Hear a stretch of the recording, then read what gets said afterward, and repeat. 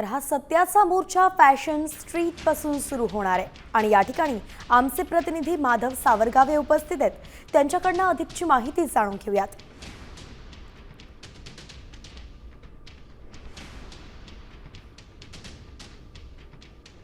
मतदार याद्यांमधील घोळाविरोधात महाविकास आघाडी, सेका, भाकप, माकप आणि मनसेच्या वतीनं जो मोर्चा निघणार आहे तो मोर्चा इथूनच निघणार आहे.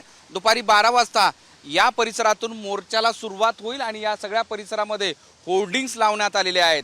हा मोर्चाकडे जाणारा मार्ग आहे, हा चाफेकर बंधू चौक आहे, फोर्टचा हा भाग आहे आणि तिथून हा जो फॅशन स्ट्रीट आहे या फॅशन स्ट्रीटवरून या मोर्चाला सुरुवात होईल. मोर्चामध्ये मुंबईसह महाराष्ट्रातल्या वेगवेगळ्या भागातून सगळ्याच पक्षाचे जे विरोधी पक्ष आहेत त्या सगळ्याच पक्षाचे कार्यकर्ते नेते सहभागी होतील अशी शक्यता दिसते आणि त्या अनुषंगानं या परिसरामध्ये पोलिसांचाही मोठा बंदोबस्त तैनात करण्यात आलेला आहे. हा मोर्चा फॅशन स्ट्रीट इथून निघाल्यानंतर तो पुढेच कामा हॉस्पिटलमध्ये जाईल. हा समोरचा जो भाग आहे तो कामा हॉस्पिटलचा आहे. कामा हॉस्पिटलवरून पुन्हा तो असा उजवीकडे वळेल, किल्ला कोर्टात जाईल आणि महानगरपालिकाचं मुख्यालय आहे तिथं या मोर्चाचा समारोप होईल.